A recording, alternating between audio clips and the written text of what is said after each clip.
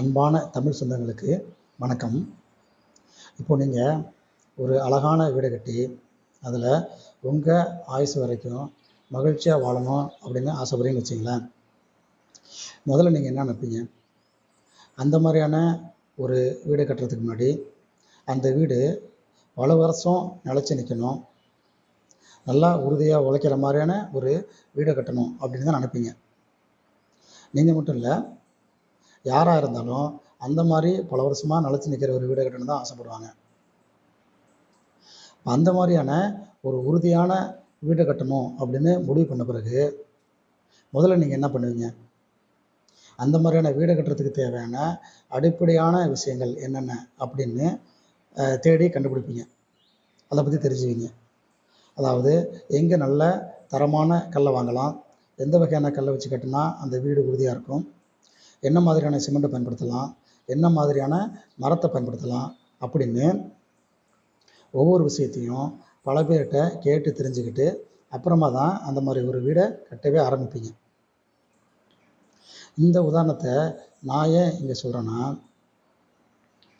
நீங்கள் எப்போவுமே மகிழ்ச்சியாகவே வாழணும் அப்படின்னு ஆசைப்படுறீங்கல்ல, இந்த மாதிரி நீங்கள் ஆயுசுக்கும் அனுபவிக்கணும் அப்படின்னு ஆசைப்படுற அந்த மகிழ்ச்சியான வாழ்க்கை கூட இந்த மாதிரியான ஒரு கனவு வீடு தான் அப்படின்னு சொல்கிறத விட நீங்கள் உண்மையிலேயே வாழப்போகிற வீடே அதுதாங்க.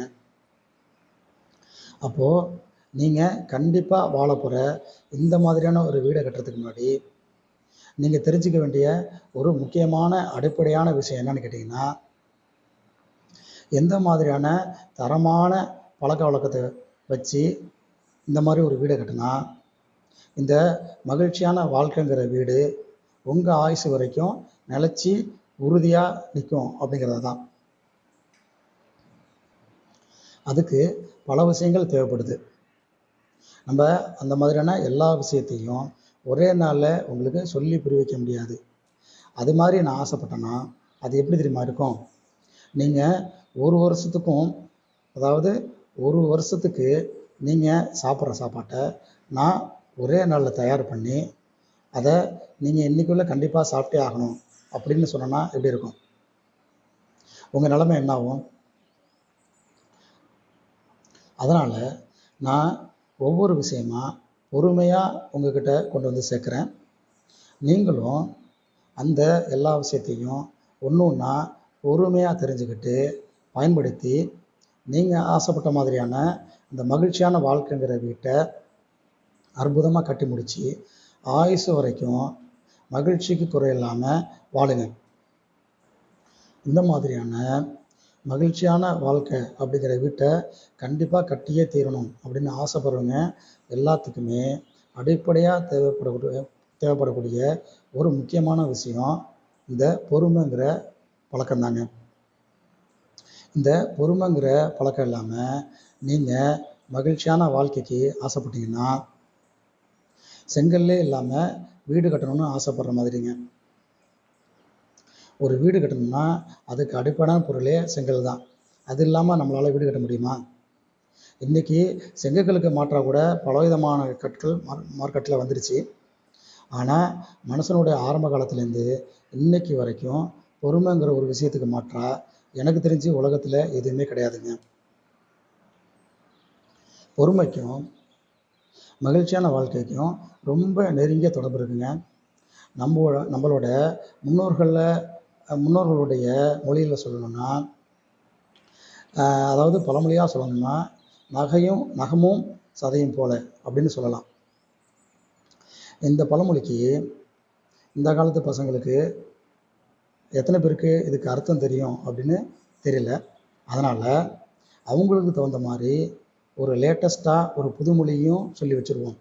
அதாவது மனுஷங்களும் செல்ஃபோனும் மாதிரியும் பிரிக்கவே முடியாது அப்படின்னு சொல்லலாம். மனுஷங்கள்கிட்டேருந்து செல்ஃபோனை பிடுங்கினா அவங்களுக்கு மகிழ்ச்சி போயிடும். அதே மாதிரி உங்கள் வாழ்க்கையிலேருந்து பொறுமையை ஒதுக்கிட்டிங்கன்னா உங்கள் வாழ்க்கையில் நீங்கள் மகிழ்ச்சியை இழந்துடுவீங்க. அதனால தான் இன்றைக்கி நாட்டில் பல பேர் இந்த பொறுமைங்கிற பழக்கம் இல்லாதனால அவங்க வாழ்க்கையில் மகிழ்ச்சியை இழந்துக்கிட்டு இருக்காங்க. நான் சொல்கிறது உண்மையா அப்படின்னு நீங்களே விசாரித்து தெரிஞ்சுக்கலாங்க. நான் சொல்கிறதுனால அதை நம்பணும்னு கட்டாயம் கிடையாது. உங்களை சுற்றி உங்கள் கூட வாழ்கிறவங்க வாழ்க்கையோ இல்லை உங்களுக்கு தெரிஞ்ச விஐபியோடைய வாழ்க்கையோ நீங்கள் ஆராய்ச்சி பண்ணி பார்த்தீங்கன்னா, எப்போவுமே மகிழ்ச்சியாகவே வாழ்கிறவங்க எல்லாருக்குமே இருக்கக்கூடிய ஒரு அடிப்படையான ஒரு விஷயம் என்னென்னு பார்த்தீங்கன்னா, அவங்களுக்கு இந்த பொறுமைங்கிற குணம் கொஞ்சம் அதிகமாகவே இருக்குங்க. இப்போ நம்ம தெய்வ புலவர் திருவள்ளுவர் அவர்கள் சொன்ன ஒரு குறளை சொல்லணும்னு ஆசைப்பட்றேன். எப்பொருள் யார் யார் வாய் கேட்பினும் அப்பொருள் மெய்ப்பொருள் காண்பதறிவு அப்படின்னு சொல்லியிருக்காங்க. இதுக்கு அர்த்தம் தெரியாதவங்களுக்கு நம்ம ஒரு சின்ன விளக்கத்தை கொடுத்துடலாம். அதாவது எந்த விஷயத்த யார் சொன்னாலும் அது எந்த அளவுக்கு உண்மை அப்படிங்கிறத நம்ம அறிவை பயன்படுத்தி நம்ம தெரிஞ்சுக்கணும் அப்படின்னு சொல்லியிருக்காங்க. அதனால் நான் இப்போ சொன்ன இந்த விஷயமா இருந்தாலும் சரி, இனிமே சொல்ல போகிற எந்த விஷயமா இருந்தாலும் சரி, நீங்கள் உங்கள் கண்ணால் பார்த்து 4 பேர்கிட்ட விசாரித்து தெரிஞ்சுக்கிட்டு அப்புறம் அந்த விஷயத்தெல்லாம் உங்கள் வாழ்க்கையில் பயன்படுத்திக்கிங்க. நான் சொல்கிற எல்லா விஷயத்தையும் நீங்கள் கண்மூடித்தனமாக பின்பற்றணும் அப்படின்னு எப்போவுமே நான் கண்டிப்பாக சொல்லவே மாட்டேன். நான் சொல்கிற உதாரணமெல்லாம் நம்ம ஊரில் நம்மளை சுற்றி எப்போவுமே மகிழ்ச்சியாகவே வாழ்கிறாங்கல்ல, அந்த மாதிரி மனுஷங்களை பற்றி தான். இவங்கெல்லாம் எப்படி எப்போவுமே மகிழ்ச்சியாகவே வாழ்கிறாங்க அப்படின்னு நீங்கள் தெரிஞ்சுக்கணும்னு ஆசைப்பட்டீங்கன்னா, அவங்களுடைய வாழ்க்கையை அவங்களுடைய பழக்கவழக்கத்தை தொடர்ந்து நீங்கள் கவனிச்சுக்கிட்டே வந்தீங்கனாலே போதும். இதுக்காக காடு மலை அப்படின்னு ரொம்ப கஷ்டப்பட்டு பயணம் பண்ணி ரொம்ப சிரமப்பட்டு உண்மையை தேடி கண்டுபிடிக்கணும்னு அவசியம் கிடையாது. நாம் ஏன் இந்த மாதிரிலாம் சிரமப்படணும் அப்படின்னு நீங்கள் நினச்சிங்கன்னா, உங்கள் எல்லாத்துக்கும் நான் ஒரு விஷயம் சொல்லணும்னு ஆசைப்பட்றேன். இப்போது நீங்கள் லேட்டஸ்ட்டாக ரிலீஸ் ஆன ஒரு ஒரு பட்டு புடவை இல்லை லேட்டஸ்ட் மாடல் ஒரு நகையை வாங்கணும் அப்படின்னா, உடனே கண்ணை மூடிக்கிட்டு ஏதாவது ஒரு கடைக்கு போய் அவங்க கொடுக்குறதைய வாங்கிட்டு வரீங்க. உங்களுக்கு தெரிஞ்சவங்க யாராவது இந்த கடையில் போய் அந்த பொருளை வாங்குங்கன்னு சொன்னால் கூட அதை முழுசாக எடுத்துக்காமல் இன்னும் 4 பேர்கிட்ட ஜேம்ஸ் பாண்ட் படத்தில் வர்ற ஹீரோ மாதிரி துப்பு துளைக்கிட்டு அப்புறம்தான் போய் அந்த பொருளை வாங்குறீங்க. இந்த மாதிரி இந்த நகையோ இல்லை புடவையோ மகிழ்ச்சியை அனுபவிக்கணும்னு ஆசைப்பட்டு உங்கள் வாழ்க்கையில் நீங்கள் வாங்குகிற பொருள். இதுக்கே நீங்கள் இந்தளவு சிரமப்படும்போது உங்கள் முழு வாழ்க்கையுமே மகிழ்ச்சியாக அனுபவிக்கணும் அப்படின்னு ஆசைப்பட்டீங்கன்னா, அதுக்கு இன்னும் கொஞ்சம் சிரமம் எடுத்துக்கிட்டு உங்களை சுற்றி மகிழ்ச்சியாக வாழ்கிற மனுஷங்களை பற்றி இதை தெரிஞ்சுக்கிட்டு, நான் சொல்கிறது எந்த அளவுக்கு உண்மை அப்படிங்கிறத புரிஞ்சுக்கிட்டு அப்புறமே அதை உங்கள் வாழ்க்கையில் பின்பற்றுருங்க அப்படின்னு தான் நான் சொல்கிறேன். இதில் எதுவும் தப்பு இருக்க மாதிரி எனக்கு தெரிலங்க. ஏன்னா லாபம் உங்களுக்கு தான். இப்போது நம்ம இவ்வளோ நேரம் இந்த பேசிக்கிட்டு இருந்த இந்த பொறுமைங்கிற ஒரு பழக்கத்தை வச்சு நம்ம வாழ்க்கையில் இன்னும் என்னென்னலாம் அனுபவிக்கலாம் அப்படின்னு பின்னால் ஒரு பதிவில் நான் உங்களுக்கு விளக்கமாக சொல்கிறேன். இப்போ நீங்கள் கேட்க போகிற இந்த பதிவில் நம்ம எப்போவுமே மகிழ்ச்சியாகவே வாழ்கிறதுக்கு நம்மளை எப்படிலாம் தயார் பண்ணிடலாம் அப்படிங்கிற ஒரு அடிப்படையான விஷயத்தை பற்றி தான் நீங்கள் இப்போது விளக்கமாக தெரிஞ்சுக்க போகிறீங்க. மகிழ்ச்சி வேணுமா? பொறுமையாக கேளுங்க. நம்ம மகிழ்ச்சியான வாழ்க்கைக்கு எப்படி நம்மளை தயார் பண்ணிக்கிறது அப்படின்னு தெரிஞ்சுக்கிறதுக்கு முன்னாடி தயாராகிறது அப்படின்னா என்னென்னு முதல்ல தெரிஞ்சுக்குவோம். இதை பற்றி சுவாமி விவேகானந்தர் அவர்கள் ஒரு கருத்து சொல்லியிருக்காங்க. என்ன சொல்லியிருக்காங்கன்னா, ஒரு காரியத்தை முடிக்கிறதுக்கு எனக்கு 10 வருஷம் தேவைப்பட்டுச்சுன்னா நான் 9 வருஷமும் அந்த காரியத்துக்காக என்னை தயார் பண்ணிக்கிறதுலேயே நேரம் செலவு பண்ணுவேன். கடைசி 10ஆவது வருஷத்தில் தான் செயலில் இறங்கி அந்த காரியத்தை வெற்றிகரமாக செஞ்சு முடிப்பேன் அப்படின்னு சொல்லியிருக்காங்க. இதுலேருந்து நம்ம தெரிஞ்சுக்கிறது என்னென்னா, ஒரு காரியத்தை செஞ்சு முடிக்கிறத விட அதுக்கு நம்மளை தயார் பண்ணிக்கிறது ரொம்ப ரொம்ப முக்கியம் அப்படிங்கிறது தெரியுது. இப்போது இது சம்மந்தமான சில உதாரணங்களை சொல்லி உங்களுக்கு எளிமையாக புரிய வைக்கணும்னு நான் நினைக்கிறேன். முதல் உதாரணம், நம்ம எல்லாருமே நம்ம வாழ்க்கையில் சுற்றுலா போயிருப்போம். அந்த சுற்றுலாவுக்கு நம்ம தயாராகும் பொழுது என்னென்ன பண்ணுறோம், நம்ம எந்த ஊருக்கு போக போகிறோம், எந்தெந்த மாதிரி இடங்களை சுற்றி பார்க்க போகிறோம், அந்த ஊரில் எங்கே தங்க போகிறோம், எங்கே சாப்பிட போகிறோம், அப்படின்னு பல விஷயங்களையும் முன்கூட்டியே திட்டமிட்டு நம்ம தயாராகிறோம். அதே மாதிரி ட்ரெயின் டிக்கெட்டு, பஸ் டிக்கெட்டு இதெல்லாம் கூட நம்ம முன்பதிவு செஞ்சு வச்சுருவோம். இப்படி பலவிதமாக பல மாதத்துக்கு அப்புறம் போகக்கூடிய அந்த சுற்றுலாவுக்கு நம்ம முன்னாடியே நம்மளை தயார் பண்ணிக்கிறோம். அடுத்தது 2வது உதாரணம். இப்போது நிறைய பேர் டிஎன்பிஎஸ்சி எக்ஸாம் எழுதுவாங்க, ஐஏஎஸ் பரீட்சைக்கு தயார் பண்ணுறாங்க. இது மாதிரிலாம் தயாராகிறவங்க எல்லாருமே அந்த பரீட்சைக்கு முதல் நாளாக தயாராகிறாங்க. அந்த பரீட்சைக்கு நம்ம தயார் பண்ணிக்கணும் அப்படின்ட்டு பல மாதத்துக்கு முன்னாடியோ இல்லை வருஷக்கணக்காகவோ அவங்கள தயார் பண்ணிக்கிறாங்க. என்னென்ன புத்தகத்தை படிக்கிறது, எந்த மாதிரிலாம் பரீட்சை எழுதலாம் அப்படின்னு அவங்கள தயார் பண்ணிக்கிட்டு அதுக்கு தகுந்த மாதிரியான பயிற்சி மையங்களில் சேர்ந்து அதுக்கான பயிற்சிகள் எடுத்துக்கிறாங்க. இப்படி அதுக்கும் பல மாதமாக எல்லாரும் அவங்கள தயார் பண்ணிக்கிறாங்க. அடுத்தது 3வது உதாரணம். இப்போது எல்லார் வீட்டிலையுமே கல்யாணம் பண்ணுறதுக்கு முன்னாடியே அந்த வீட்டில் இருக்க பொண்ணுங்களுக்கு தேவையான நகைகளை கல்யாணத்துக்கு பல வருஷத்துக்கு முன்னாடிலேருந்து கொஞ்சம் கொஞ்சமாக சேர்க்க ஆரம்பிச்சிருவாங்க. ஏன்னா கல்யாண சமயத்தில் ஒரேடியாக நிறைய பணம் திரட்டி அந்த நகைகள்லாம் அவங்களால வாங்க முடியாது அப்படிங்கிறதுனால பல வருடங்களுக்கு முன்னாடியே நகைகளை கொஞ்சம் கொஞ்சமாக சேர்த்துருவாங்க. அதே மாதிரி கல்யாணம் எப்போ செய்ய போகிறோம் அப்படின்னு முடிவு பண்ணிட்டாங்கன்னா அதுக்கு பல மாதத்துக்கு முன்னாடிலேருந்தே மண்டபத்தை புக் பண்ணுறது, சமயக்காரரை தயார் பண்ணுறது அப்படின்னு ஏகப்பட்ட வேலைகளை செய்ய ஆரம்பிச்சிடுவாங்க. இதெல்லாம் ஏன் பல மாதத்துக்கு முன்னாடியே செய்ய ஆரம்பிக்கிறாங்கன்னா அந்த மாதிரி தயாராகிட்டு வந்தால் தான் நம்ம நினைக்கிற மாதிரி அந்த நிகழ்ச்சிகளை வெற்றிகரமாக செய்ய முடியும். இது எல்லாருக்குமே தெரிஞ்ச விஷயந்தான். யாராவது இந்த மாதிரி நம்மளை தயார் பண்ணிக்கும் பொழுது ஏங்க இவ்வளோ அட்வான்ஸாக எல்லாத்தையும் செஞ்சுக்கிட்டு இருக்கீங்க, அந்தந்த சமயத்தில் பார்த்துக்கலாமே அப்படின்லாம் யாரும் கேட்க மாட்டாங்க. ஏன்னா இந்த மாதிரி காரியங்கள் எல்லாமே, அதாவது இந்த சுற்றுலா போகிறதா இருக்கட்டும், இல்லை ஒரு முக்கியமான தேர்வுக்கு நம்மளை தயார் பண்ணிக்கிறதா இருக்கட்டும், இல்லை கல்யாணத்துக்கு தயாராகிறதா இருக்கட்டும், இல்லை ஒரு குடிபோகிற விழாவுக்கு தயாராகிறதா இருக்கட்டும், இது மாதிரி எந்த விஷயமா இருந்தாலும் நம்ம பல மாதங்களுக்கு முன்னாடியே நம்மளை தயார் பண்ணிக்கிட்டே வந்தோம்னா தான் அந்த நிகழ்ச்சிகள் எல்லாமே நம்ம நினைக்கிற மாதிரி மனநிறைவாக செஞ்சு முடிக்க முடியும். இது எல்லாருக்கும் தெரிஞ்ச விஷயம். இந்த மாதிரி வாழ்க்கையில் இருக்கக்கூடிய முக்கியமான ஒவ்வொரு காரியத்தையும் நம்ம வெற்றிகரமாக செஞ்சு முடிக்கணும்னா அதுக்கு பல மாதத்துக்கு முன்னாடிலேருந்து நம்மளை தயார் பண்ணிக்கிட்டு பல வேலைகளை செய்ய ஆரம்பிச்சுக்கிட்டே வர்றோம். பார்த்தீங்களா, இதுக்கு பேர் தாங்க தயாராகிறது. சரி, இப்போ தயாராகிறத பற்றி நம்ம தெரிஞ்சுக்கிட்டோம். இப்போ அடுத்தது நம்ம ஏன் இந்த மாதிரிலாம் நம்மளை தயார் பண்ணிக்கணும் அப்படிங்கிறத தெரிஞ்சுக்குவோம். இப்போது நம்ம வாழ்க்கையில் இப்போ நான் சொன்ன இந்த சுற்றுலாவோ இல்லை ஒரு பரீட்சை எழுதுறதோ இல்லை கல்யாணமோ இந்த மாதிரி நிகழ்ச்சிகள் எல்லாமே எப்பயாவது நடக்கிற நிகழ்ச்சிகள் தான். இதுக்கே நம்ம பல மாதத்துக்கு முன்னாடி இல்லை வருஷக்கணக்காக நம்மளை தயார் பண்ணிக்க வேண்டியிருக்கு. அப்படிங்கும் பொழுது நம்ம ஆயுசு முழுக்க வாழக்கூடிய இந்த வாழ்க்கைக்கு நம்மளை எப்படிலாம் தயார் பண்ணிக்கணும், அப்படிலாம் நம்மளை அதுக்கு தகுந்த மாதிரி தயார் பண்ணிக்கிட்டே வந்தோம்னா தான் நம்ம ஒவ்வொரு காரியத்தையும் வெற்றிகரமாக செஞ்சு முடிக்க முடியும்.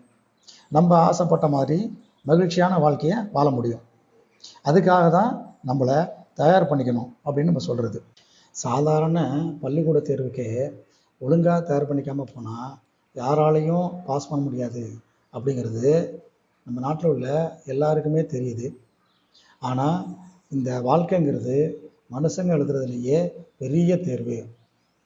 அதுக்கு தகுந்த மாதிரி நம்மளை தயார் பண்ணிக்காமல் போனால் கண்டிப்பாக ஃபெயில் ஆகிடுவோம் அப்படின்னு பல பேருக்கு தெரியாமல் இருக்கிறது தான் ஒரு ஆச்சரியமான விஷயமா மட்டும் இல்லை, ரொம்ப வருத்தப்பட வேண்டிய ஒரு விஷயமாகவும் இருக்குது. சுருக்கமாக சொல்லணும்னா உள்ளூர் விளையாட்டு போட்டியிலிருந்து உலக சாம்பியன்ஷிப் பட்டம் வரையிலும் யாரெல்லாம் அதை அடையணும்னு வெறித்தனமாக தீவிரமாக உழைக்கிறாங்களோ, தங்களை தயார் பண்ணிக்கிறாங்களோ அவங்களுக்கு மட்டும்தான் அதிலெல்லாம் வெற்றி கிடைக்கும். இன்னும் சொல்லப்போனால் அரசாங்க வேலையிலிருந்து அமெரிக்கா வேலை வரலையும் எல்லாத்துக்கும் யாரெல்லாம் தங்களை தகுந்த மாதிரி படிப்போடையும் தகுதியோடையும் தயார் பண்ணிக்கிட்டே வந்திருக்காங்களோ அவங்களுக்கு மட்டும்தாங்க அதிலெல்லாம் வெற்றி கிடைக்கும். இதுலேருந்து நம்மளுக்கு என்ன தெரிய வருதுன்னா, யாரெல்லாம் அவங்கவுங்க ஆசைப்படுற விஷயங்களை அடையிறதுக்கு அவங்கள தயார் பண்ணிக்கிட்டே வந்திருக்காங்களோ அவங்களுக்கு மட்டும்தான் அதெல்லாம் கிடைக்கும். அப்போது இதே மாதிரி தான் யாரெல்லாம் மகிழ்ச்சியான வாழ்க்கைக்கு அவங்கள தயார் பண்ணிக்கிட்டே இருக்காங்களோ அவங்களுக்கு மட்டும்தாங்க மகிழ்ச்சியான வாழ்க்கை கிடைக்கும். அவங்க எதிர்பார்த்த மாதிரி மகிழ்ச்சியாக வாழ முடியும். ஒருத்தர் கலெக்டர் ஆகணும்னு ஆசைப்பட்டாராம். ஆனால் அவர் அந்த ஆசையை நிறைவேற்றுறதுக்காக எந்த பயிற்சி மையத்துக்கும் போகலையாம், படிப்பும் ஒழுங்காக படிக்கலையாம், பரீட்சைக்கும் ஒழுங்காக தயார் பண்ணிக்காமல் போய் அவர் மனம் போன போக்கில் பரீட்சை எழுதிட்டு வந்துட்டாராம். அதுக்கு பிறகு தேர்வு முடிவு வந்த பிறகு ஆர்வமாக போய் ரேங்க் பட்டியலில் அவருடைய பேர் இருக்கான்னு தேடிக்கிட்டு இருந்தாராம். இது எப்படி இருக்குது? அவர் படித்த அவர் தயார் பண்ண அந்த முறைக்கு அவர் பாஸ் ஆகிறதே கஷ்டம், இதில் ரேங்க் வேறு கிடைக்குன்னு எதிர்பார்த்தா எப்படி? இதுக்கு பேர் தாங்க நப்பாசன்னு நம்ம ஊரில் சொல்லுவாங்க. அதே மாதிரி தான் வாழ்க்கைக்கு ஏற்ற மாதிரி யாரெல்லாம் அவங்கள தயார் பண்ணிக்கலையோ அவங்க நல்ல விதமாக வாழ்கிறதே கஷ்டம். இதில் மகிழ்ச்சியாக வாழணும்னு ஆசைப்பட்டால் அது நடக்குமாங்க? இந்த சமயத்தில் எனக்கு ஒரு அருமையான பழமொழி ஞாபகத்துக்கு வருது. நம்ம ஊரில் முடவன் கொம்பு தேனுக்கு ஆசைப்பட்ட மாதிரி அப்படின்னு ஒரு பழமொழி சொல்லுவாங்க. இதில் முடவன்னு அவங்க யாரை சொல்கிறாங்கன்னா, கால் ஊனத்தினால நடக்க முடியாமல் இருக்கிறவங்கள தான் முடவன்னு சொல்கிறாங்க. இந்த மாதிரி கால் முடியாதவங்க நடக்கிறதே கஷ்டம், அவங்க மரத்தில் ஏறி மரக்கொம்பில் இருக்க தேன் எடுத்து சாப்பிடணும்னு ஆசைப்பட்டா அது நடக்குமா? அந்த மாதிரி விஷயம் நடக்காது. அப்படிங்கிறதுனால தான் முடவன் கொம்பு தேனுக்கு ஆசைப்பட்ட மாதிரி அப்படிங்கிற ஒரு உதாரணத்தை சொல்லியிருக்காங்க.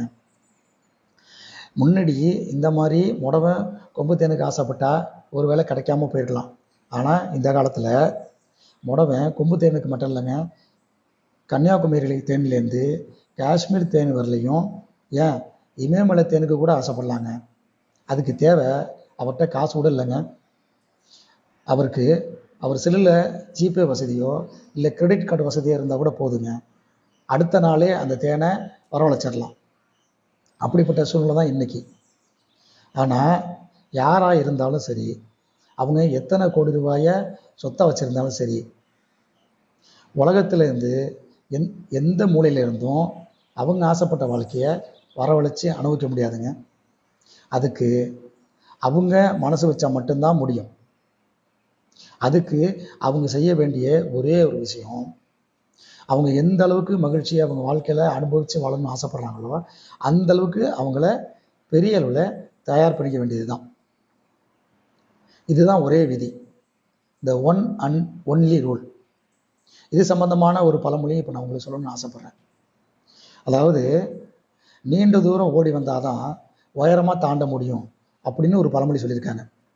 இதுக்கு என்ன அர்த்தம்னா, சாதாரணமாக நம்ம உயரம் தாண்டுதல் அப்படிங்கிற போட்டியை கிரவுண்டில் பார்த்துருப்போம், நம்ம பள்ளியில் பார்த்துருப்போம். இதில் உயரமாக தாண்டணும் அப்படின்றவங்க கொஞ்சம் தூரம் ஓடி வந்து தான் தாண்டி குதிப்பாங்க. அப்போ தான் அவங்களால உயரமாக தாண்ட முடியும்.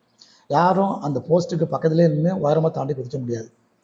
இதே மாதிரி தான் பெரிய அளவில் மகிழ்ச்சி அனுபவிக்கணும் அப்படின்னு ஆசைப்படுறவங்க அவங்க பல நாளாக அவங்கள தயார் பண்ணிகிட்டே வந்தாங்கன்னா தான் அது முடியும். திடீர்னு ஒரே நாளில் அவங்கள அதுக்கு இந்த மாதிரி தயார் பண்ணிக்கிட்டு அந்த மாதிரி வாழ்க்கையை வாழ முடியாது. இப்போ இது வரைக்கும் நம்ம தயாராகிறதுனா என்ன, ஏன் தயாராகணும் அப்படிங்கிறத பார்த்தோம். இப்போது அந்த மாதிரிலாம் தயாராகலைன்னா என்ன ஆகும் அப்படிங்கிறத பார்த்துருவோம். யார் யாரெல்லாம் எப்போவுமே மகிழ்ச்சியாகவே வாழணும்னு ஆசைப்படுறாங்களோ அவங்க எல்லாருமே அவங்க ஆசைப்பட்ட மாதிரியான வாழ்க்கையை வாழணும்னா முன்னாடியே தயார் பண்ணிக்கணும் அப்படிங்கிறத சொல்லிட்டோம். இப்போது அந்த மாதிரி தயாராகலைன்னா என்ன ஆகும் அப்படிங்கிறத நம்ம கற்பனையாக சொல்கிறத விட, அந்த மாதிரி தயாராகாததுனால அவங்க என்னென்ன மாதிரியான கஷ்டங்களையும் பிரச்சனைகளையும் அனுபவிச்சுட்டு நம்ம கூட இந்த சமுதாயத்தில் மகிழ்ச்சி இல்லாமல் வாழ்ந்துட்டு இருக்காங்க அப்படிங்கிறத நீங்களே உங்கள் கண்ணால் பார்த்து தெரிஞ்சுக்கிற மாதிரி சில உண்மையான உதாரணங்களை சொல்லணும்னு இப்போ நான் ஆசைப்பட்றேன்.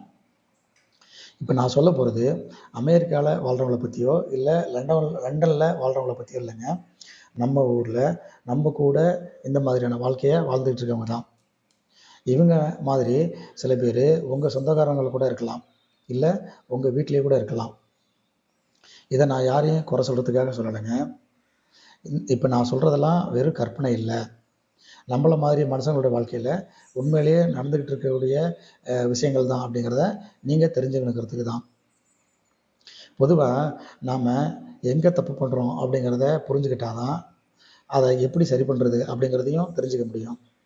அதனால் ஏன் பல பேரால் அவங்க ஆசைப்பட்ட மாதிரியான வாழ்க்கையை உண்மையிலேயே மகிழ்ச்சியாக வாழ முடியல அப்படிங்கிறத இப்போ சில உதாரணம் மூலமாக நம்ம பார்ப்போம்.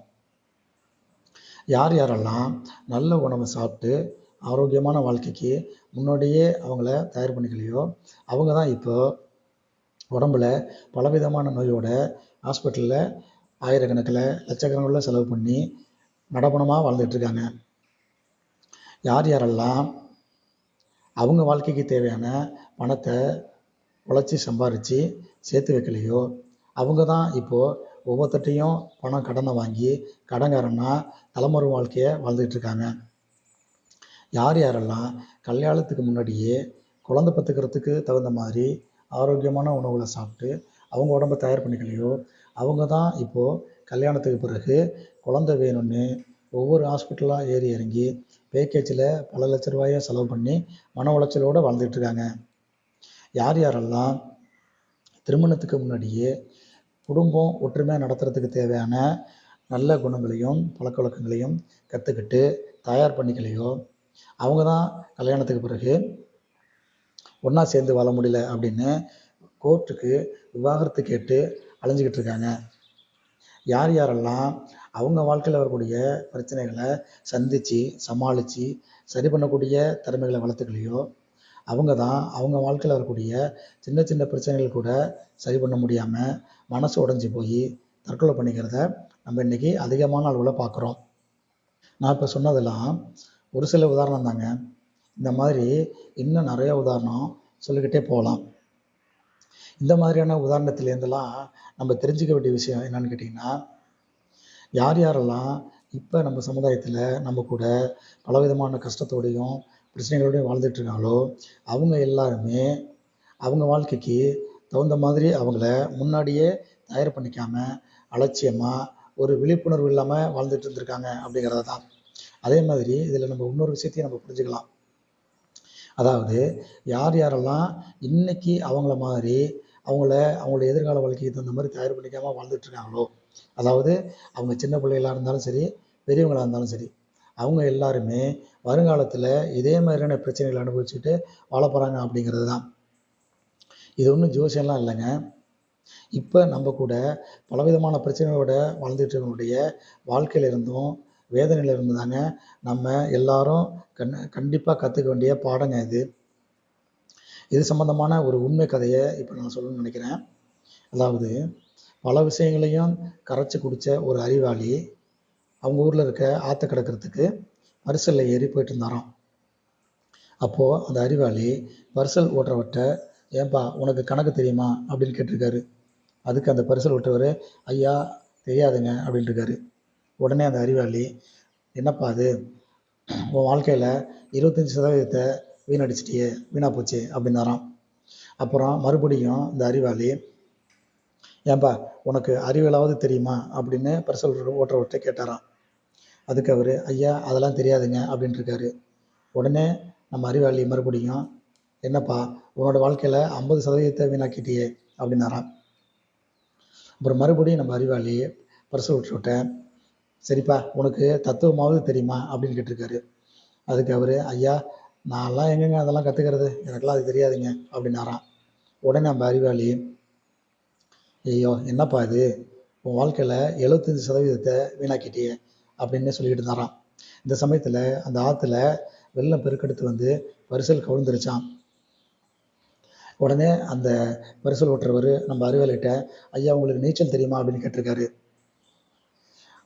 அறிவாளி, எப்பா எனக்கு அதெல்லாம் தெரியாதுப்பா அப்படின்னு சொல்லிக்கிட்டே தடுமாறிட்டு இருந்தாராம். உடனே அந்த பரிசல் ஓட்டுறவர் நம்ம அறிவாளிகிட்ட, ஐயோ ஐயா இப்போ உங்கள் வாழ்க்கையே போச்சே அப்படின்னு சொல்லிட்டு கரையை நோக்கி நீந்த ஆரம்பிச்சிட்டாராம். இந்த கதையிலேருந்து நம்ம தெரிஞ்சுக்க வேண்டிய கருத்து என்னன்னு கேட்டிங்கன்னா, நம்ம நீட்டு எக்ஸாம் பாஸ் பண்ணி டாக்டராக இருந்தாலும் சரி, இல்லை ஐஏஎஸ் பாஸ் பண்ணி கலெக்டராக இருந்தாலும் சரி, யாராக இருந்தாலும் மகிழ்ச்சியான வாழ்க்கைக்கான அடிப்படையான விஷயங்களை கற்றுக்கிட்டு வாழ்க்கைக்கு தயார் பண்ணிக்கலன்னா அவங்க வாழ்க்கையும் இந்த ஆத்தோட போன அறிவாளி கதையாக ஆயிரும். இப்போது நான் இன்னொரு விஷயத்தையும் சொல்லிக்கணும்னு ஆசைப்பட்றேங்க.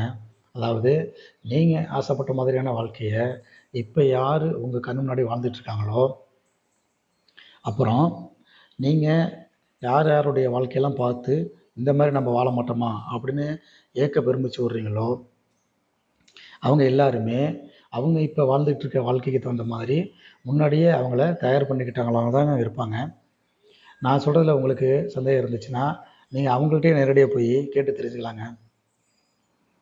இந்த விஷயம் நம்ம அணு விஞ்ஞானி அப்துல் கலாம் ஐயாலேருந்து அமெரிக்க அதிபர் ட்ரம்ப் வரைக்கும் பொருந்துங்க.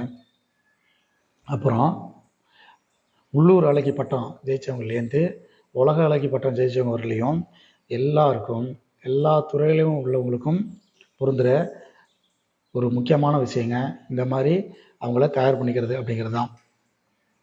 அதனால் இந்த மாதிரி ஒரு மனுஷனை அவங்க வாழ்க்கைக்கு தகுந்த மாதிரி தயார் பண்ணுறது யார், அதை எப்படி தயார் பண்ணணும் அப்படிங்கிறத நம்ம தெரிஞ்சுக்கலாம் வாங்க.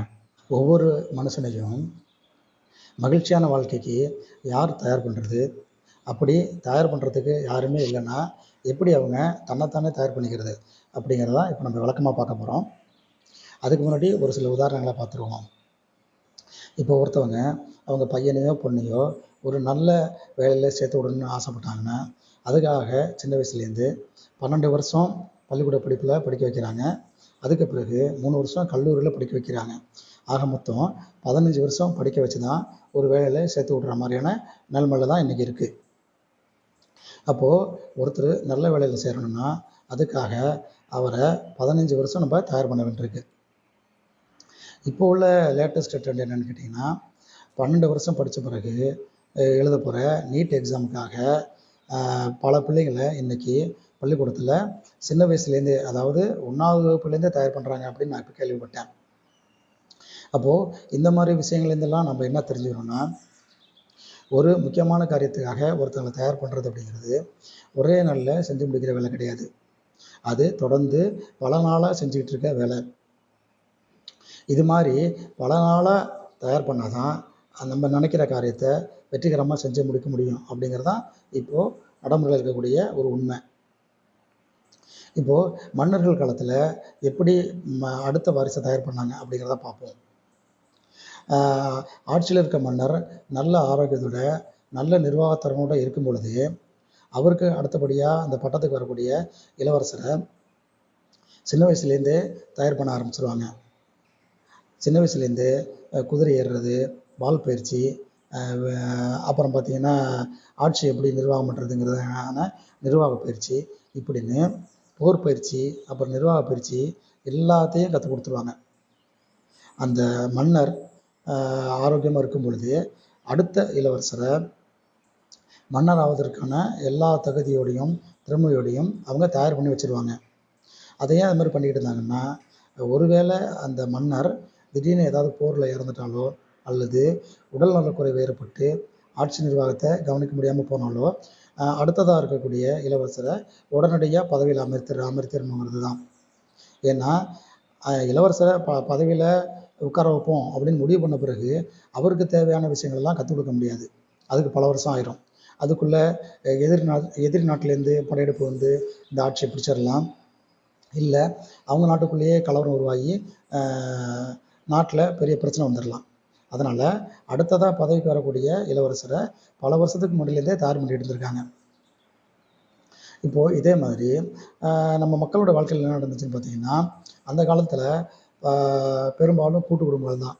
அதனால் கூட்டு குடும்பமாக மக்கள் வாழ்ந்த காலத்தில் அந்த குடும்பத்தில் இருந்த இளைய தலைமுறை பிள்ளைங்க அவங்களுடைய அப்பா அம்மா, சித்தப்பா சித்தி, தாத்தா பாட்டி, அத்தை மாமா இப்படின்னு பல வகையான உறவுகள்கிட்டருந்து தான் அவங்களுடைய எதிர்கால வாழ்க்கைக்கு தேவையான குணங்களையும் பழக்க வழக்கங்களையும் கொஞ்சம் கொஞ்சமாக வருஷக்கணக்கில் கற்றுக்கிட்டே வந்திருக்காங்க. இப்படி அவங்கள தன்னைத்தானே தயார் பண்ணிக்கிறது அப்படிங்கிறது இது ஒரு யதார்த்தமான நடைமுறையாகவே தொடர்ந்து வந்துக்கிட்டு இருந்திருக்கு. இது நேரடியாகவோ இல்லை மறைமுகமாகவே நடந்துகிட்டே இருந்திருக்கு. இப்போ இந்த காலத்தில் நம்ம பிள்ளைங்களை வளர்க்குறதுக்காக நம்ம திட்டம் போட்டு வளர்க்குறோம் பாருங்க, இப்படி வளர்க்கணும் அப்படி வளர்க்கணும்னு, அந்த மாதிரிலாம் இல்லாமல் தானாகவே நடந்துகிட்டு இருந்திருக்கு. இந்த மாதிரி பிள்ளைங்களை வளர்த்தவங்களுக்கும் அந்த விஷயம் தெரியல, அந்த மாதிரி பெரியவங்கள்ட்டேருந்து கற்றுக்கிட்டு வளர்ந்தவங்களுக்கும் அந்த விஷயம் தெரியல. அப்போ ஒரு கட்டத்தில் கூட்டு குடும்பமெல்லாம் பிரிஞ்சு தனி குடும்பமாக மாறுற காலத்தில் அப்போவுமே பார்த்திங்கன்னா பிள்ளைங்கள்லாம் அம்மா அப்பாட்டேருந்தும் உறவுக்காரங்கள்ட்டேருந்தும் சமுதாயத்திலேருந்தும் பல நல்ல வழக்கங்களை நல்ல பழக்க வழக்கங்களை கற்றுக்கிட்டு அடுத்த தலைமுறை அடுத்த வரக்கூடிய எதிர்கால வாழ்க்கைக்கு தகுந்த மாதிரி அவங்கள தயார் பண்ணிட்டு வந்திருக்காங்க. அப்போ இருந்த சமுதாயமும் மக்களும் வாழ்க்கை முறையும் அந்த மாதிரி தரமாக இருந்துச்சு. அதனால் அந்த காலத்தில் கூட அடுத்த தலைமுறை பிள்ளைகளை தயார் பண்ணுறங்கிற விஷயம் நல்ல விதமாக நடந்துகிட்டு இருந்துச்சு. இது மாதிரி பழைய காலத்தில் இருந்து போன தலைமுறை வரைக்கும் ஒவ்வொரு மனுஷனையும் வருங்காலத்துக்கு தகுந்த மாதிரி யார் யாரெல்லாம் தயார் பண்ணிக்கிட்டு இருந்தாங்கன்னு பார்த்தீங்கன்னா, ஒன்று பெற்றோர்கள், 2வது ஆசிரியர்கள், 3வது சமுதாயம், அதாவது இந்த உறவினர்கள், நண்பர்கள், அப்புறம் பொதுமக்கள். இந்த 3 பிரிவுலையும் இருந்தவங்க தான் அந்த பொறுப்பை நல்ல விதமாக செஞ்சுக்கிட்டு இருந்தாங்க. ஆனால் இன்றைக்குள்ள நாட்டோடைய நிலைமை என்னங்கிறது நம்ம எல்லாருக்குமே நல்லாவே தெரியும். தினமும் வாட்ஸ்அப்லேயும் செய்தித்தாள்லேயும் தொலைக்காட்சியிலையும் நம்ம பார்க்கக்கூடிய செய்திகள் அதை பார்க்குறவங்களுடைய இதயத்தையே அதிர்ச்சியில் நிறுத்தி வைக்கிற மாதிரியும், பெற்றோருடைய வயிற்றில் புளியை கரைக்கிற மாதிரி தான் இருக்குது. ஏன்னா சமுதாயத்தில் சில ஆசிரியர்களும் பல மக்களும் வருங்கால தலைமுறையான இந்த சின்ன பசங்களையும் பொண்ணுங்களையும் எந்த அளவுக்கு சீரழிச்சிட்டு இருக்காங்க, எந்த அளவுக்கு அவங்க வாழ்க்கையையும் அவங்க எதிர்கால மகிழ்ச்சியையும் கெடுத்துக்கிட்டு இருக்காங்க அப்படிங்கிறதெல்லாம் நம்ம தினமும் வாட்ஸ்அப்லேயும் செய்தித்தாளையும் தொலைக்காட்சியிலையும் பார்த்துக்கிட்டே தாங்க இருக்கோம். இப்படி வருங்கால தலைமுறையை எதிர்காலத்துக்கு தகுந்த மாதிரி தயார் பண்ணுற பொறுப்பிலிருந்து ஆசிரியர்களும் சமுதாயம் விலகிட்டதுனால இவங்களுடைய பொறுப்பையும் சேர்த்து பெற்றவங்களே ஏற்றுக்க வேண்டிய ஒரு கட்டாய நிலைமைக்கு ஆளாயிட்டாங்க. 3 பேர் செஞ்சுக்கிட்டு இருந்த வேலையை ஒரு ஆள் செய்யணும்னா எப்படி இருக்கும்? ரொம்ப கஷ்டம். அதுவும் என்னைக்காவதுன்னா பரவாயில்ல, தினசரி செய்யணும்னா அதே மாதிரி தான் 3 பேருடைய பொறுப்பை ஒருத்தரே சுமக்கிறதும். அப்போது ஒருத்தரே 3 பேருடைய பொறுப்பை சுமக்கும் பொழுது ஏகப்பட்ட தவறு நடக்கும். அது மாதிரி தாங்க இப்போ தப்பு நடக்க ஆரம்பிச்சிருச்சு. இந்த மாதிரி சூழ்நிலையில தான் தன்னோட பிள்ளைங்களை வளர்க்குறதுக்கு எந்த விதமான ஆதரவும் இல்லாமல் தனியாக வளர்த்துக்கிட்டு இருக்க பெற்றோர்களுக்கு முன்னுதாரணமாக நான் ஒரு உண்மை கதையை சொல்லணும்னு இப்போ நினைக்கிறேன். இப்போது நம்ம சொல்ல போகிற இந்த கதையில் வர அம்மா அவங்களுடைய 2 கண் பார்வை தெரியாத பிள்ளைகளோட தனியாகவே போராடி அந்த 2 பிள்ளைங்களில் ஒருத்தருடைய வாழ்க்கையை மிகப்பெரிய சாதனையாக மாறுற அளவுக்கு கொண்டு வந்திருக்காங்கங்க. அந்த அம்மா 2 பிள்ளைகளோடு இருக்கும் பொழுது அவங்களுடைய கணவர் அவங்கள விட்டுட்டு வேறொரு கல்யாணம் பண்ணிட்டு போயிட்டாருங்க. அப்புறம் அந்த அம்மா தனியாகவே இந்த கண் பார்வை தெரியாத 2 பிள்ளைகளையும் ரொம்ப சிரமப்பட்டு கஷ்டப்பட்டு தான் வளர்த்துருக்காங்க. அப்படி கஷ்டப்பட்டு தயார் பண்ண அந்த இளைஞர் தான் இன்னைக்கு இன்ஸ்பைரிங் இளங்கோ அப்படிங்கிற பெயரோட பல சாதனைகளை நிகழ்த்தி நாட்டில் உள்ள பல பேருடைய பாராட்டை வாங்கிட்டு இருக்காருங்க. அவர் சொல்கிறாரு, நாங்கள் 2 பேரும் கண் பார்வை தெரியாத பிள்ளைகளாக இருந்தாலும் எங்களை எங்கள் அம்மா எப்போவுமே ரொம்ப கடுமையாக தான் நடத்துவாங்க, ரொம்ப கண்டிப்போடு தான் வளர்த்தாங்க. நாங்கள் சாப்பிடும் பொழுது ஏதாவது சாதம் கீழே சிந்துனா எங்களோட தலையில் கொட்டுவாங்க. நாங்கள் குளிச்சுட்டு ஒழுங்காக தோட்டாமல் வந்தால் திட்டுவாங்க. அதே மாதிரி நடக்கும் பொழுது கையில் குச்சி பிடிக்காமல் தனியாக தான் நடக்கணும், தடுமாறாமல் நடக்கணும். அதே மாதிரி எல்லா வேலைகளையும் எங்களுடைய எல்லா வேலைகளும் நாங்களே தாங்க செய்யணும். இந்த மாதிரி எப்போவுமே எங்களை திட்டி எங்கள் அம்மா வளர்க்குறத பார்க்குறவங்க ஏன் இப்படி கண்ணு தெரியாத பிள்ளைகளை போட்டு கொடுமைப்படுத்துகிற அப்படின்னு கேட்பாங்கங்க. ஆனால் எங்கள் அம்மா அவங்களெல்லாம் திட்டி உங்கள் வேலையை பாருங்கள் அப்படின்னு சொல்லி அனுப்பிச்சிடுவாங்கங்க. அப்போது எங்களுக்கு அது புரியலைனாலும் இப்போ ஏன் எங்கள் அம்மா அந்த மாதிரிலாம் எங்களை வளர்த்தாங்க அப்படிங்கிறது எங்களுக்கு நல்லாவே புரியுதுங்க. ஏன்னா இன்றைக்கி நான் ரொம்ப தன்னம்பிக்கையோட தைரியசாலியாக இருக்கிறேன்னா எங்கள் அம்மா தாங்க காரணம். நான் இன்றைக்கி சென்னை முழுக்க தனி ஆளாகவே நடந்து போயிடுவேங்க. அந்தளவுக்கு தயாரானதுக்கு காரணம் எங்கள் அம்மா தான் அப்படின்னு ரொம்ப நெகிழ்ச்சியோடு சொல்கிறாருங்க. இந்த மாதிரி ஒரு பெரிய சாதனையாளராக வர்ற அளவுக்கு தயார் பண்ண அந்த அம்மா ரொம்ப கஷ்டப்பட்டிருக்காங்க. இப்போது இவர் என்ன மாதிரியான சாதனைகள்லாம் இப்போ நிகழ்த்தியிருக்காருங்கிறத நம்ம பார்க்கலாங்க. 300 பயிற்சியாளர்களை கொண்ட ஒரு திறன் மேம்பாட்டு நிறுவனத்துடைய தலைவராக இருக்காருங்க. வருஷத்துக்கு 1 லட்சம் மாணவர்களுக்கு தன்னம்பிக்கை பயிற்சி கொடுக்கக்கூடிய ஒரு நிறுவனத்தை நடத்திட்டு இருக்காருங்க. அதே மாதிரி இவர் பல விதத்துலேயும் இவருடைய ஆங்கில புலமையை வளர்த்துக்கிட்டதுனால இன்னைக்கு உலகம் முழுக்க பல நாடுகளில் இருக்கக்கூடியவங்களுக்கு ஆங்கில கல்வி வகுப்புகள் ஆன்லைனில் எடுத்துகிட்டு இருக்காருங்க. அதே மாதிரி இவர் தயாரித்த பாடத்திட்டம் எம்ஏ ஆங்கில இலக்கியத்தில் ஒரு துணை பாடமாக வைக்கப்பட்டிருக்கு. உலகத்தில் இருக்கக்கூடிய பல பல்கலைக்கழகங்களுக்கும் கல்லூரிகளுக்கும் தனியாளாகவே போய் உரை நிகழ்த்திக்கிட்டு இருக்காருங்க. அதே மாதிரி பல விளம்பர நிறுவனங்களுக்கு பின்னணி குரலும் கொடுத்துருக்காரு. அதே மாதிரி திரைப்பட பாடலையும் பாடியிருக்காருங்க. சாதாரண மனிதர்கள் செய்யறதுக்கே யோசிக்கிற ஆழ்கடல் ஸ்கூபா டைவிங் அப்படிங்கிற சாகச விளையாட்டையும் அவர் விளையாண்டுருக்காருங்க. அதே மாதிரி வானத்தில் பறவை போல பறக்கிற அந்த பேராகிளைடிங் பயிற்சியும் எடுத்திருக்காருங்க. இப்படி இவர் செஞ்ச சாதனைகளையும் செஞ்சுட்டு இருக்க சாதனைகளையும் நம்ம சொல்லிக்கிட்டே போகலாங்க. ஒரு கண் பார்வை இல்லாத மாற்றுத்திறனாளி இந்த அளவுக்கு சாதிக்க வைக்கிறதுக்கு அவங்க அம்மா எந்த அளவுக்கு அவங்கள சின்ன வயசுலேருந்தே தயார் பண்ணியிருக்காங்க அப்படிங்கிறது இப்போ நம்ம எல்லாருக்குமே நல்லாவே புரிஞ்சிருக்குங்க. இந்த மாதிரி தான் தனியாகவே சிரமப்பட்டு வளர்க்குற மாதிரி பல பெற்றோர்கள் நிலைமை இருக்குது. ஆனால் இன்னமும் பல பெற்றோர்களுக்கு நம்ம பிள்ளைங்களை வளர்த்து ஆளாக்க வேண்டிய முழு பொறுப்பும் நம்மள்ட்ட தான் இருக்குது. நம்ம ஆசிரியர்களையோ சமுதாயத்தையோ எதிர்பார்க்க முடியாது அப்படிங்கிற உண்மையே தெரியலைங்க. அவங்க நம்ம பிள்ளைங்களை இவங்க வளர்த்து ஆளாக்கிடுவாங்க, அவங்க வளர்த்து ஆளாக்கிடுவாங்க அப்படின்னு யாரையோ எதிர்பார்த்து காத்திருக்காங்க. ஆனால் இன்னைக்கு அந்த மாதிரி நம்ம பெரும்பாலும் எதிர்பார்க்க முடியாத நிலைமையில தாங்க இருக்கிறோம். யாராவது ஒரு சிலர் அந்த மாதிரியான ஒரு நல்ல மனசோட ஆசிரியர்களை பார்க்குறாங்க. சமுதாயத்துலேயும் சில நல்ல மனிதர்கள்லாம் இருக்கிறாங்க. ஆனால் எல்லாரையும் அந்த மாதிரி நம்ப முடியாத நிலைமையில தான் நம்ம இன்றைக்கி இது வாழ்ந்துட்டுருக்கோம். அப்போது இந்த மாதிரி யாரையோ ஒருத்தரை அவங்க பிள்ளைங்களுடைய எதிர்காலத்தை தயார் பண்ணி கொடுப்பாங்க அப்படின்னு எதிர்பார்த்துட்ருக்க பெற்றோர்கள் ஒரு பக்கம். இன்னொரு பக்கம் பார்த்திங்கன்னா பல பெற்றோர்கள் அவங்களுக்குள்ளே எப்போ பார்த்தாலும் சண்டை போட்டுக்கிட்டு சண்டை சச்சரவோட பலவிதமான செக்ஸ் பிரச்சனைகளோட தப்பான உறவுமுறைகளை வளர்த்துக்கிட்டு தப்பான குணங்களோட அவங்க வாழ்க்கையவே மகிழ்ச்சியாக வாழ்கிறதுக்கு இன்னும் அவங்கள தயார் பண்ணிக்கலைங்க. இவங்கெல்லாம் எப்படி அவங்க பிள்ளைங்களுடைய வாழ்க்கையை எதிர்காலத்தை நல்ல விதமாக தயார் பண்ணுவாங்க அப்படின்னு நம்ம எதிர்பார்க்க முடியும்? அப்போது வருங்கால தலைமுறையை நல்ல விதமாக ஆளாக்குற பொறுப்பில் இருந்த சமுதாயமும் ஆசிரியர்களும் அந்த பொறுப்புலேருந்து விலகிட்டாங்க. சரி, பெற்றோர்களாவது அந்த பொறுப்பை முழுமையாக எடுத்து செய்வாங்கன்னு பார்த்தா இன்றைக்கி பல பெற்றோர்களுக்கு அந்த பொறுப்பை பற்றி சரியாகவே புரியலை. அப்புறம் பல பெற்றோர்களுக்கு அந்த பெற்றோர்களை அந்த பொறுப்பை ஒழுங்காக முறையாக செய்கிறதுக்கு தெரியலை. இன்னும் பல பெற்றோர்கள் அதுக்கு தயாராகவே இல்லை. அப்போது இந்த மாதிரி எல்லாரும் கைவிட்ட நிலைமையில் அந்த பிள்ளைங்களோட நிலைமை என்ன நினச்சி பாருங்கள்.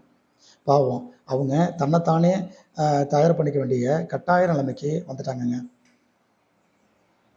இப்போது இந்த மாதிரி தடம் மாறிக்கிட்டு இருக்க வருங்கால தலைமுறைக்கு உண்மையான மகிழ்ச்சினா என்ன, சரியான வாழ்க்கை முறைனா எது, தான் ஆசைப்பட்ட வாழ்க்கையை எப்படி முறையான வழியில் அடைஞ்சு மகிழ்ச்சியாக வாழ்கிறது அப்படிங்கிறதுக்கான வழிமுறைகளை சரியான பாதையை அவங்களுக்கு கற்றுக் கொடுத்து அவங்கள கரை சேர்க்கணுங்கிறது தான் எங்களுடைய முக்கியமான நோக்கம். இந்த மாதிரி தன்னைத்தானே தனக்கு தேவையான விஷயங்களை கண்டுபிடிச்சி தான் வாழ்க்கையை தானே உருவாக்கிக்கிற நிலைமையில் பல இளைஞர்களும் இன்றைக்கி இருந்தாலும் அவங்க எல்லாத்துக்குமே இந்த காலத்தில் கிடச்சிருக்கக்கூடிய ஒரு மிகப்பெரிய வரப்பிரசாதம் அப்படின்னு ஒரு மிகப்பெரிய சாதகமான விஷயம் என்னன்னு கேட்டிங்கன்னா இந்த இணையதள தொழில்நுட்பம், அதாவது இன்டர்நெட். இந்த இணையதள தொழில்நுட்பம் மூலமாக அவங்க ஆசைப்படுற வாழ்க்கையை அவங்க ரொம்ப எளிமையாக ஈஸியாக அடைஞ்சிடலாங்க. அந்த மாதிரி பலவிதமான வழிமுறைகள் அதில் அவங்களுக்கு ரொம்ப எளிமையாக கிடச்சிக்கிட்டு இருக்கு. இந்த சமயத்தில் நான் என் வாழ்க்கையில் நடந்த ஒரு சம்பவத்தை பற்றி சொல்லணும்னு நினைக்கிறேன். அதாவது நான் கல்லூரி படிப்பை முடிச்சுட்டு சொந்தமாக தொழில் பண்ணணும் அப்படிங்கிற ஆசையில் ரொம்ப நாளாக முயற்சி பண்ணிகிட்டு இருந்தேன். ஆனால் என்ன தொழில் செய்யணும்னு எந்த விதமான ஐடியாவும் இல்லை, யார்கிட்ட யோசனை கேட்குறதுங்கிறதும் தெரியல. அப்போ நம்மளை சுற்றி இருந்த நண்பர்களோ இல்லை சொந்தக்காரங்களோ எனக்கு தகுந்த மாதிரியான ஒரு யோசனையை சொல்கிற அளவுக்கு அவங்க தயாராக இல்லை. அதனால் நான் என்ன பண்ணுறது அப்படின்னு ரொம்ப நாளாக யோசிச்சுட்டு இருந்தேன். அந்த சமயத்துலலாம் பார்த்திங்கன்னா செல்ஃபோனு அப்போ தான் வந்த புதுசு. இப்போ இருக்கிற அளவுக்கு இணையதள வசதியும் அப்போ கிடையாது. அந்த மாதிரியான ஒரு சூழ்நிலை. அப்போது நம்மளுக்கு தேவையான ஐடியாவை கண்டுபிடிக்கணும்னா நம்ம ஏதாவது ஒரு லைப்ரரிக்கு போய் அங்கே உள்ள புத்தகங்களை படித்து அதுலேருந்து நம்மளுக்கு வாழ்க்கைக்கு தேவையான ஏதாவது யோசனை கிடைக்குதான்னு பார்ப்போம் அப்படின்னு எனக்கு நானே முடிவு பண்ணிக்கிட்டு தினமும் பஸ்லேயோ இல்லை சைக்கிள்லேயோ பல கிலோமீட்டர் அந்த பக்கம் இருக்கக்கூடிய தமிழ் பல்கலைக்கழகத்தில் அதில் உள்ள நூலகத்துக்கு போவேன். இல்லை தஞ்சாவூரில் இருக்கிற மத்திய மாவட்ட நூலகத்துக்கு போய் அங்கே உள்ள புத்தகங்களில் நமக்கான யோசனைகள் ஏதாவது கிடைக்குதான்னு தேடிகிட்டே இருப்பேன். அங்கே இருக்கிற பெரும்பாலான வாரப்பத்திரிகை மாத பத்திரிகை அப்படின்னு பல புத்தகங்களை படிப்பேன். இது மாதிரி எல்லா புத்தகத்துலேயும் நான் எதை தேடுவேன்னா இப்போ நம்ம ஊரில் வெற்றிகரமாக வாழ்ந்துகிட்டு இருக்கிறது யார், அவங்க எப்படி அதை சாதித்தாங்க அப்படின்னு இந்த மாதிரியான வெற்றியாளர்களுடைய கதைகளை தான் நான் விரும்பி படிப்பேன். பொழுதுபோக்குக்குன்னு படித்தது ரொம்ப கம்மி. இப்போ இந்த மாதிரியான தேடுதல் 1 வருஷம் 2 வருஷம் இல்லை, 6 வருஷம் தொடர்ந்து நடந்துக்கிட்டே இருந்துச்சுங்க. 6 வருஷம் கழித்து தான் நான் எனக்கான ஒரு யோசனை முடிவு பண்ணி சொந்தமாக தொழில் ஆரம்பித்தேன். இதை ஏன் நான் இங்கே சொல்ல வரேன்னா, அந்த காலத்தில் நம்ம இது மாதிரி நம்மளுக்கு தேவையான எதையாவது ஒரு விஷயத்தை கண்டுபிடிக்கணும்னா, ஒரு விஷயத்தை தெரிஞ்சுக்கணுன்னா இது மாதிரி தான் பல கிலோமீட்டர் அலையிற மாதிரி இருந்துச்சு. அதேமாதிரி பல நாள் மெனக்கட்டுற மாதிரி இருந்துச்சு அந்த காலத்து சூழ்நிலை அது. ஆனால் இன்றைக்கி அந்த மாதிரி நிலைமை இல்லை. நம்ம சமுதாயத்தில் வெற்றி பெற்ற பலரும் அவங்களுடைய சொந்த கதையை அவங்களாவே யூடியூப்லேயும் வாட்ஸ்அப்லேயும் பல இடங்கள்லையும் பலவிதமாக சொல்லிக்கிட்டே இருக்காங்க. அதனால் இப்போ உள்ள இளைய தலைமுறை இந்த மாதிரியான வெற்றி பெற்றவங்களுடைய வரலாறை தெரிஞ்சுக்கணுன்னா ரொம்ப கஷ்டப்பட வேண்டியதில்லை, பல கிலோமீட்டர் அலைய வேண்டியதில்லை. அவங்க கையில் இருக்க செல்ஃபோன் மூலமாகவே இந்த மாதிரியான செய்திகள்லாம் ரொம்ப எளிமையாக தெரிஞ்சுக்கிற வாய்ப்பு கிடைச்சிருக்கு அவங்களுக்கு. அதனால் அவங்களுக்கு தேவையான வாழ்க்கைக்கான வழிமுறைகள் எல்லாமே வெற்றி பெற்றவர்கள் அவங்களுடைய வாயாலேயே நேரடியாக சொல்லிக் கொடுக்குற மாதிரியான ஒரு சூழ்நிலை தான் இன்றைக்கி இருக்குது. இந்த மாதிரி நல்ல வசதியான மகிழ்ச்சியான வாழ்க்கைக்கான வழிமுறைகள் எல்லாமே வீடு தேடி வாசல் தேடி நம்ம கையில் இருக்க செல்ஃபோன் மூலமாக ரொம்ப எளிமையாக கிடைச்சாலும் இன்றைக்கும் பல ஆண்களும் பெண்களும் ஏன் எப்போ பார்த்தாலும் பிரச்சனையோடையே வாழ்ந்துட்டுருக்காங்க, பிரச்சனையை பண்ணிகிட்டே வாழ்ந்துட்டுருக்காங்க அப்படின்னு பார்த்தீங்கன்னா, அவங்க எல்லாமே அந்த மாதிரியான மகிழ்ச்சியான வாழ்க்கைக்கு அவங்கள தயார் பண்ணிக்காமல் வாழ்ந்துட்டுருக்காங்க. அதாவது மகிழ்ச்சியாக வாழ்கிறதுக்கு அவங்க மனசளவில் தயாராகவே இல்லை. இதை எப்படி நான் உறுதியாக சொல்கிறேன்னு கேட்டிங்கன்னா, என்னுடைய வாழ்க்கையில் இது மாதிரியான ஒரு விஷயத்த நான் பலமுறை என் காதாலேயே கேட்டிருக்கேங்க. அதாவது நம்ம ரோட்டில் பல இடத்துல போகிறப்ப வரப்ப சில இடங்களில் நின்றுக்கிட்டு இருக்கும்போது பார்த்திங்கன்னா, அங்கே பக்கத்தில் இருக்க இளைஞர்கள் அவங்க ஒன்றா பேசிகிட்டு இருக்கும் பொழுது அடிக்கடி அதிகமாக பயன்படுத்துகிற வார்த்தை என்னென்னு கேட்டிங்கன்னா, நம்ம 100 வயசு வரையிலையும் வாழ்ந்து என்னத்தை சாதிக்க போகிறோம் அப்படிங்கிறது தான். இதை நீங்கள் கூட போகிற இடத்துல வர இடத்துல கேட்டிருக்க வாய்ப்பு இருக்குது. இந்த மாதிரி பேசுகிற இளைஞர்கள் எல்லாருமே இந்த இளைஞர்களில் பல பேர் பார்த்திங்கன்னா ஹார்ட் அட்டாக்கு, விபத்து, அப்புறம் தற்கொலைன்னு ஒரு 25லேருந்து 30 வயசுக்குள்ளேயே அகால மரணம்னு சொல்லுவோம்ல, அது மாதிரி திடீர்னு இறந்து போயிடுறாங்க. இதுக்கு என்ன காரணம்னு பார்த்தீங்கன்னா, ஒரு வார்த்தையை அது நல்ல வார்த்தையோ கெட்ட வார்த்தையோ நம்ம திரும்ப திரும்ப சொல்லிகிட்டே இருந்தோம்னா அது பலிக்குன்னு சொல்லுவாங்க. அது மாதிரி 100 வயசு வரையும் வாழ்ந்து என்ன பண்ண போகிறோம் அப்படின்னு நினைக்கிறவங்க அப்போது அவங்க மனசளவில் அந்த மாதிரி நீண்ட ஆயுசோட மகிழ்ச்சியான வாழ்க்கை வாழணும் அப்படின்னு யோசிக்கவே இல்லை அப்படிங்கிறது தான் தெரியுது. அப்போது அந்த மாதிரி வாழ்கிறதுக்கே அவங்க தயாராக இல்லை. அப்படி இருக்கும்போது அவங்களுக்கு எப்படி ஒரு மகிழ்ச்சியான ஒரு நீண்ட ஆயுளோட ஒரு வாழ்க்கை அமையும்? இந்த மாதிரியான இளவயது மரணங்கள் எல்லாம் எதை சுட்டி காட்டுதுன்னா, வாழ்க்கையுடைய அருமை தெரியாதவங்களுக்கு இயற்கை கொடுக்குற தண்டனை மாதிரி தெரியுதுங்க.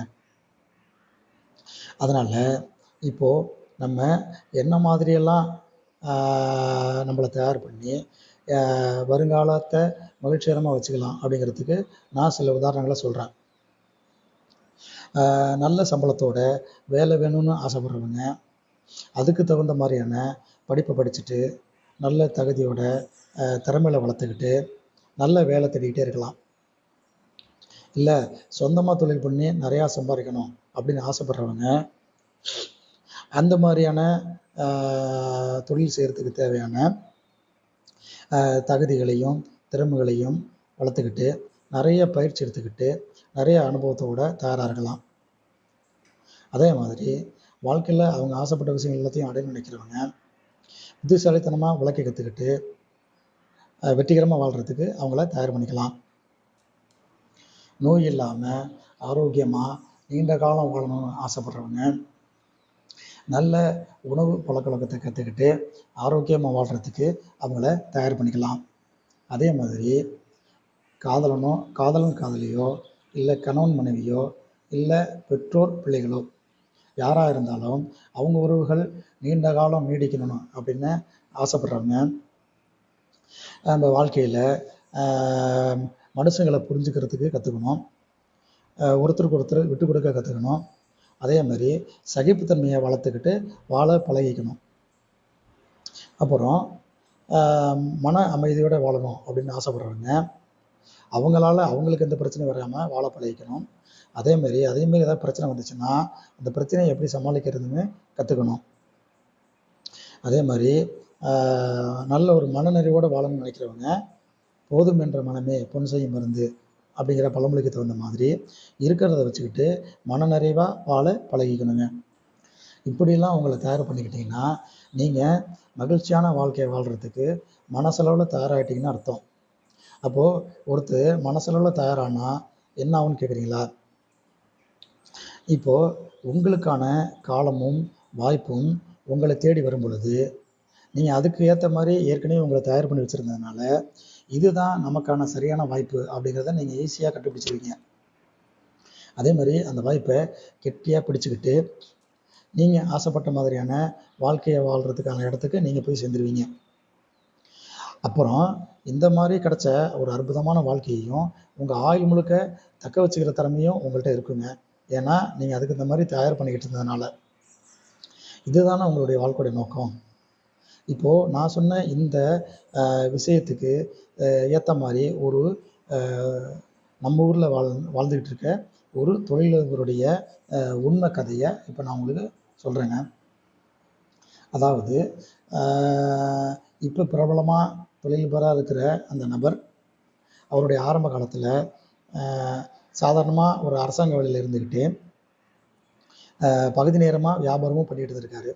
அப்படி அவர் வியாபாரத்தில் ஈடுபட்டு இருக்கும்போது அவர் நின்ன இடத்துல அவர் கடந்து போன 2 பேர் பேச்சு வழக்கில் என்னப்பா இது பேரிச்சம்பழத்தில் கொட்டெடுக்கிற சமாச்சாரமெல்லாம் இருக்குது அப்படின்னு சொல்லி பேசிட்டு போயிட்டு இருக்காங்க. இவர் அந்த வார்த்தையை கேட்டவுடனே பேரிச்சம்பழத்தில் கொட்டெடுக்கிறது அவ்வளோ கஷ்டமான விஷயமா அப்படின்னு யோசிக்க ஆரம்பிச்சு, சரி இதையே நம்ம தொழிலாக பண்ணால் என்ன அப்படின்னு ஒரு தொழில் வாய்ப்பை கண்டுபிடிச்சி அவங்க குடும்பத்தில் இருக்கிறவங்களை வச்சு பேரிச்சம்பழத்துலேருந்து கொட்டை எடுத்து பாக்கெட் போட்டு விற்க ஆரம்பிச்சிட்டாருங்க.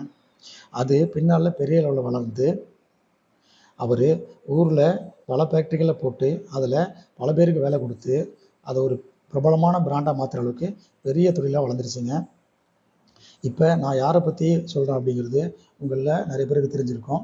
லயன் டேட்ஸ் அப்படிங்கிற கம்பெனியோடைய முதலாளி திரு பொன்னுதுரை அவர்களை பற்றி தாங்க இப்போ நான் சொன்னது.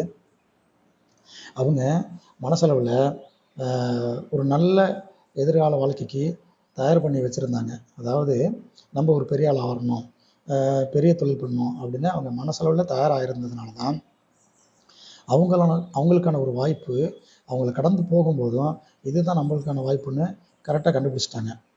அப்போது அதை அதை அதை பிடிச்சிக்கிட்டு போய் அவங்க ஆசைப்பட்ட வாழ்க்கைக்கு போய் சேர்ந்துட்டாங்க. இப்போ இதே மாதிரி தான் யாரெல்லாம் மனசளவில் தயாராக இருக்காங்களோ அவங்க எல்லாருமே அவங்களுடைய வாழ்க்கையிலையும் இந்த மாதிரியான அதிசயங்களை எதிர்பார்க்கலாங்க. இப்போது நம்ம வாழ்க்கைக்கு நம்மளை எப்படி தயார் பண்ணிக்கிறது அப்படிங்கிறத பற்றி இன்னொரு உதாரணத்தை நான் என் வாழ்க்கையில் நடந்த இன்னொரு சம்பவம் மூலமாக இப்போ நான் உங்களுக்கு சொல்கிறேங்க. அதாவது ஒரு சமயம் நான் என் குடும்பத்தோட பக்கத்து ஊரில் நடந்த கல்யாணத்துக்கு காரில் போனேன். திரும்பி வரும்பொழுது இருட்டிடுச்சு.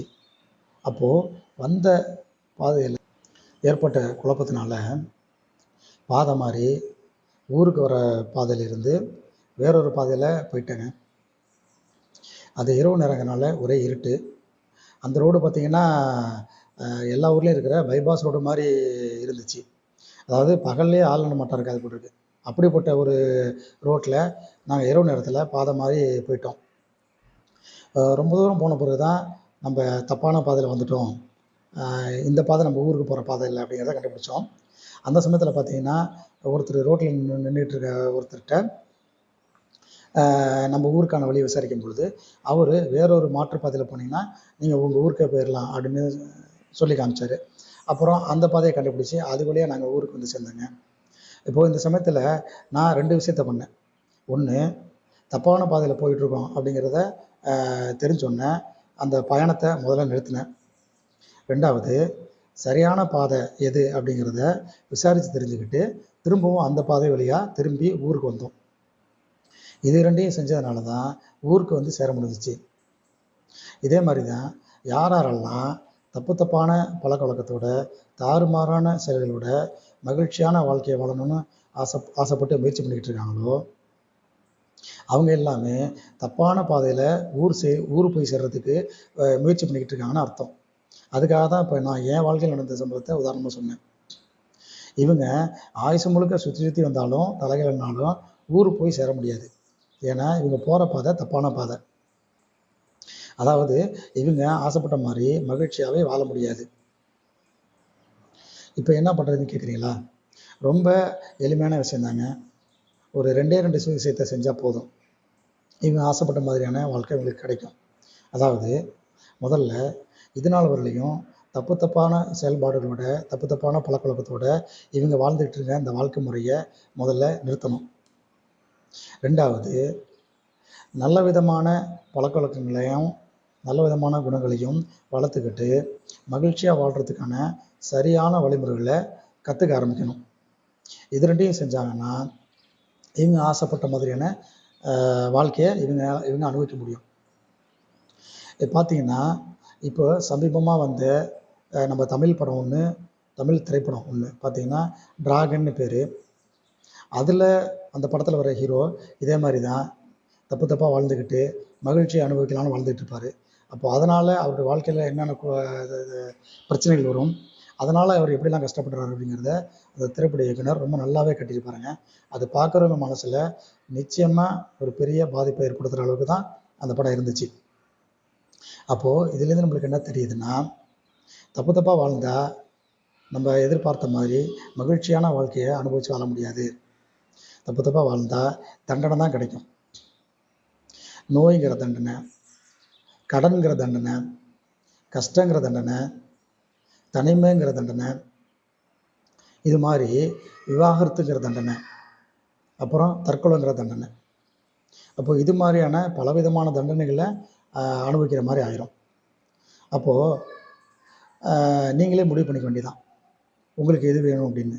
தண்டனையா இல்லை தரமான நல்ல வசதியான ஒரு மகிழ்ச்சியான வாழ்க்கையா?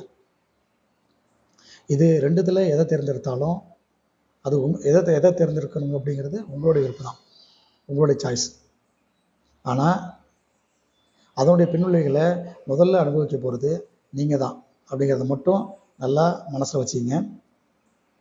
அப்போது நான் இதுவரையிலையும் விளக்கமாக சொன்ன பல விஷயங்களையும் சுருக்கி 2 பாயிண்டாக சொல்லணும்னு நினைக்கிறேன். அதாவது ஒவ்வொரு மனுஷனையும் மகிழ்ச்சியான வாழ்க்கைக்கு தயார் பண்ணுற பொறுப்பில் பெற்றோர்கள், ஆசிரியர்கள், சமுதாயம் அப்படிங்கிற 3 பிரிவில் உள்ள மக்களும் தான் இருக்கிறாங்க. இப்போது இந்த 3 பிரிவில் இருக்கக்கூடிய மக்களும் அந்த பொறுப்பை ஏற்றுக்க மறுத்துட்டாங்கன்னா அப்போ ஒவ்வொரு மனுஷனும் தான் ஆசைப்பட்ட வாழ்க்கைக்கு தகுந்த மாதிரி தன்னைத்தானே தயார் பண்ணிக்க வேண்டிய நிலைமைக்கு ஆளாயிடுறாங்க. அப்படி தயார் பண்ணிக்கலன்னா அவங்க மனம் போன போக்கில் வாழ்ந்தோ இல்லை மற்றவங்கள பார்த்து காப்பி அடித்து தப்பாக வாழ்ந்தோ தங்களுடைய வாழ்க்கையை தங்களுடைய அறியாமையினால இழந்துடுறாங்க. நம்ம வாழ்கிற இந்த வாழ்க்கைங்கிறது நம்மளுக்கு ஒரு தடவை கிடைச்ச வாய்ப்புங்க. திரும்பலாம் அந்த வாய்ப்பு கொடுக்க மாட்டாங்க. நம்ம அறியாமையினால அதை இழந்தது தான். மேடை கச்சேரியில் நம்மளுக்கு பிடிச்ச சினிமா பாட்டை ஒன்ஸ் மோர் அப்படின்னு சொல்லி கேட்குற மாதிரிலாம் நான் என் வாழ்க்கையை என்னுடைய அறியாமையினால தப்பு தப்பாக வாழ்ந்துட்டேங்க, எனக்கு திரும்ப ஒரு வாய்ப்பு கொடுங்க அப்படின்னு நீங்கள் யார்கிட்டையுமே கேட்க முடியாது. இந்த சமயத்தில் நான் ஒரு ஆங்கில கொட்டேஷனை சொல்லணும்னு ஆசைப்பட்றேன். அதாவது, life is like an ice cream, taste it before it melts. அதாவது இதுக்கு என்ன அர்த்தம்னா, வாழ்க்கைங்கிறது ஒரு ஐஸ்கிரீம் மாதிரி, அது முழுமையாக உருகி போயிடுறதுக்குள்ள சுவைச்சி சாப்பிட்றணும் அப்படிங்கிறது. என்ன கேட்டிங்கன்னா, வாழ்க்கைங்கிறது நம்மளுக்கு கிடைச்சிருக்கிற மிகப்பெரிய ஒரு வரம், கிடைத்தற்கரிய வரம். அரிது அரிது மானிடராய் பிறத்தல் அரிது அப்படின்னு ஔவையார் சொல்லியிருக்காங்க. அந்த மாதிரியான ஒரு கிடைத்தற்கரிய அற்புதமான வரத்தை நம்மளும் மகிழ்ச்சியாக வாழ்ந்து மற்றவங்களையும் மகிழ்ச்சியாக வாழ வைக்கிறதுக்கு நம்ம பயன்படுத்தினோம்னா, நம்ம வாழும்போதே சொர்க்க அனுபவத்தை பெறலாம் அப்படிங்கிறதான் என்னுடைய கருத்துங்க. மீண்டும் சிந்திப்போம். நன்றி. அடுத்த காணொலியில் எங்கள் சேனலில் வர நிகழ்ச்சிகளை பார்த்துட்டு உங்களுக்கு ஏற்படக்கூடிய சந்தேகங்களையும், உங்கள் மனசில் ஏற்கனவே ரொம்ப நாளாக இருக்கக்கூடிய கேள்விகளையும், உங்களுடைய மேலான கருத்துக்களையும் எங்களுடைய சேனலில் வர வாட்ஸ்அப் எண்ணுக்கு குரல் பதிவில் பேசி அனுப்புங்க. வார்த்தையாக டைப் பண்ணி அனுப்பவேணாம் அப்படின்னு அன்போடு கேட்டுக்கிறேன். நன்றி.